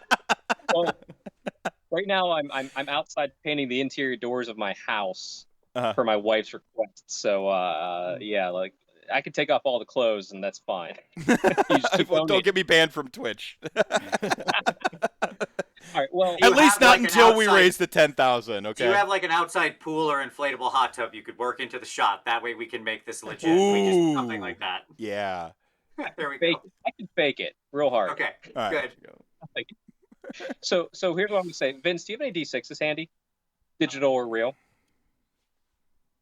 No, I actually kept a dice in here, but then I put it back in my dice box. I'm sorry, Tyler. Do you have a dice next to you? All I do not. right, hold on. Yeah, I can. We can do it though. Go Here, I do have one because Google has a dice roller built in, so I'm There you ready. go. I'm ready. Well, for I the have a team, D6. All right, so Vince, you have 5 attacks, 3s and 3s, -1 D3 damage. All right. Okay, 5 attacks. Yep. Got it. 3s and 3s. All right, so roll. Let's see here. Yep. Okay, I've got 3 hits. And then Okay. roll. Got 2 wounds. Do I get Okay. an armor Now, save? Matt, we're gonna theme this to Doc. So right now you're on a 6-up armor save and a 6-up ward. So I Now got Vince is -1. You just got that 6-up ward. So Vince, how much damage do you do? All right, let's find out. Here we go. Let's roll it out. Excited Okay, where so this we is got going. 4 damage coming at you. All right, so I got 4 damage. All right. You got 4 6-up ward saves. All right. Now, Kane's in favor, so we're gonna double that straight to an 8, right? Wait, what? It's 8 You got 8 damage. Yeah, total I've got Mind Razor on, didn't you know? Oh, I forgot. I did. Charged. Didn't I counter that? No. Here, I can make this interesting for everyone too. Where is it? Camera 2. There we go. Look at that. You can see my water collection. So I've got 4 6-ups or 8 6-ups to make. 8 6-ups. Boo! Make 1. Yeah, let's go. 1. All right, so 7 All right, damage so- coming in. 7. Well, actually, it procs into 2 because I'm just making up random stuff as we go. So double that. So that's as many push-ups as you have because Vince is the push-up king, as most people probably don't realize. He does 50 every morning, right, Vince? No, I do. I'm up to. I'm working my way up. I now start with 105, but some days I'll get 110, 111. You're a That's- monster. That is amazing. So you're That making is me do absolutely 14 stunning. push-ups. 14 push-ups. is that to what- start. 14 push-ups. That's nothing. Make it 25 at least. Hey, do you know what? Vince said 25, and what Vince says goes. I 25 can't it do is. 25. Look at these. This dad As bod. many breaks as you need. As many breaks as you need. It's fine. I You This want gotta, is me a to do journey. 25 with you, Meph? Tell you what, Meph. I'll do 50. don't with you. embarrass me more. Like, what are you doing to me? Are y'all happy I had the hobby cam like on quick draw there for you just to really was make great. it exciting? It's great. Absolutely. Yeah. I see I'm going to pull Dr. B in here so Dr. B can enjoy this and y'all get to meet Dr. B as I embarrass myself with push-ups. So thank you so much for listen to my enthusiasm, everyone. Thank you so much for raising $2,000 to make me do 25 push-ups right now. 25. That's First easy. start. Brain and body, come on, there it's all physical. So let's all right, everyone want to remind them what they're donating for in these last 5 minutes while I suffer? Yeah, so not a problem. We've got about 5 minutes to go left in this block, and during this block, as long as you donate $5, you are entered to win a model painted by Vince Venturella, award-winning painter and host of Warhammer Weekly. As he's promised, he will spend the same amount of time on your model, regardless of the model you send him. So take that for what you will. If somehow in the next 5 minutes we can get to $3,000, then Tyler Emerson, noted not painter guy, will paint you a model. And As long as you donate $50 over the course of the weekend, you are entered to win one of our 2 grand prizes, a full Night Haunt army or a fully painted Stormcast army. All of this being donated to Take This, a charity for mental health awareness, specifically within the gaming community.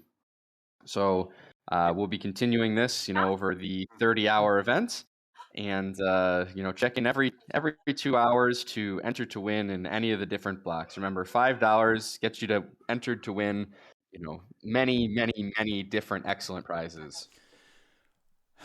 Chuck showed up and made Math do push-ups. Chuck is we hit the donation goal that Chuck can now drop in the stream anytime and make anytime and make me work out. Done. And I want to say hello to my no wife. plans this weekend. I'm just planning for a GT next weekend, so That's fine. just I'll be wait.